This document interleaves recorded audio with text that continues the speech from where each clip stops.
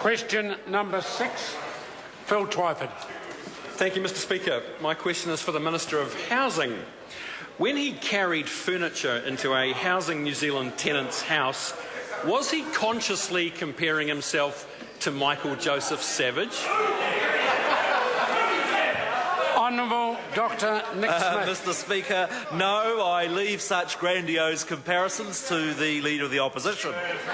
But it was a very useful opportunity to highlight our social housing policy of expanding 3-bedroom houses from that era to make them suitable for larger families through Budget 2013's Project 2, 3, 4 and 5, our program of insulating every possible state house to make them warmer and safer, and the priority that we are now giving to families on the waiting list with a risk of rheumatic fever through changes to the social allocation system. Supplementary question, Phil Twyford. Supplementary. How does his performance as Minister echo Savage's housing legacy, given that the Chief Executive of the country's biggest real estate firm said a couple of days ago that due to LVRs, it's a property investor's dream at the moment because LVRs are keeping home buyers out of the market and reducing competition for the properties investors want to buy? And does he agree with that statement? Speaker. Honourable Dr Nick Smith. Mr. Speaker, one of the most important factors for affordability in housing is interest rates.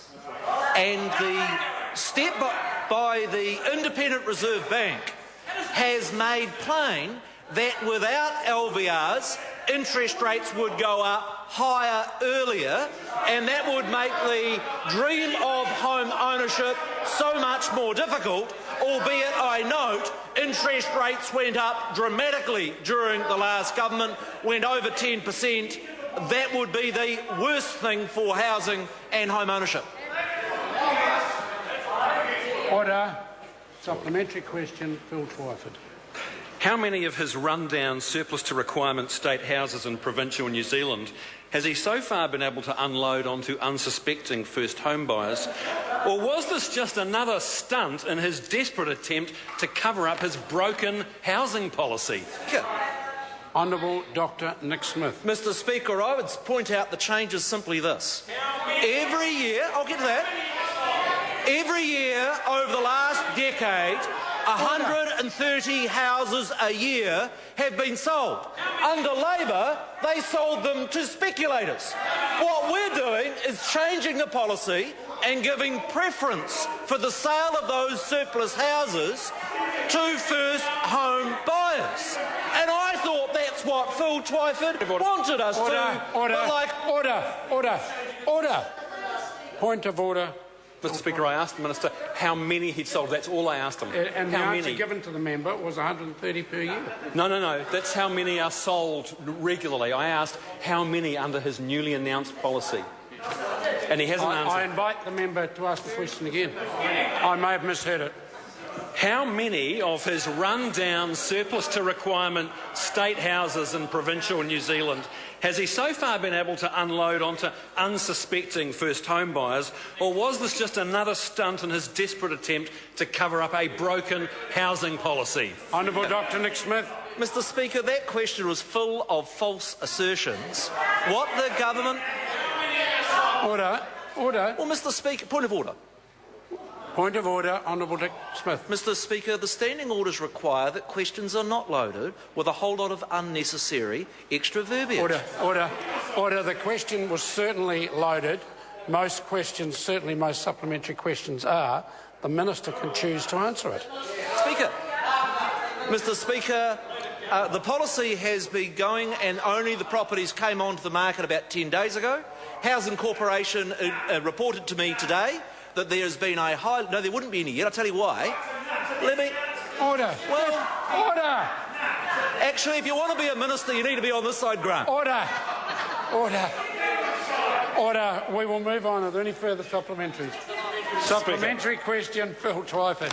Does he agree with the New Zealand Herald, who said of his plan to sell old state houses in parts of the country where there is no housing crisis, that it looks like, and I quote from the Herald, a government struggling to find anything like the right answers over housing policy, and quote, that the government is clearly on the back foot over the issue of housing affordability?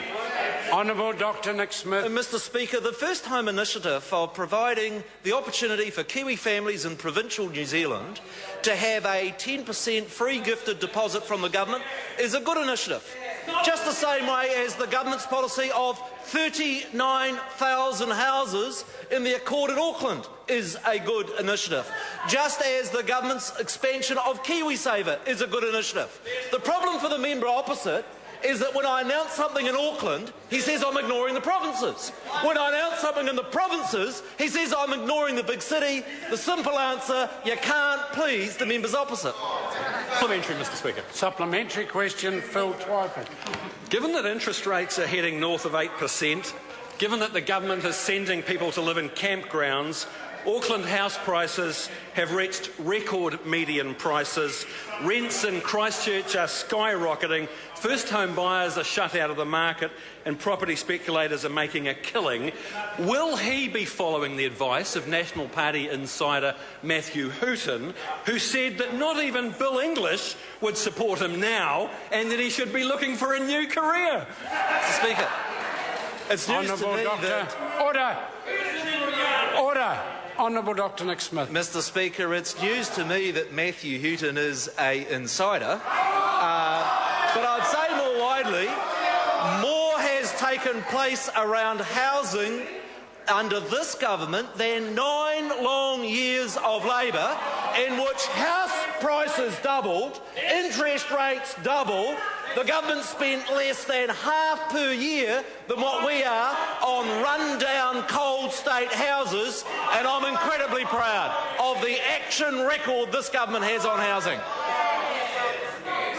Question number 7, Materia Ture. Thank you, Mr Speaker. My question is to the Minister of Education and asks, does she believe that she has effectively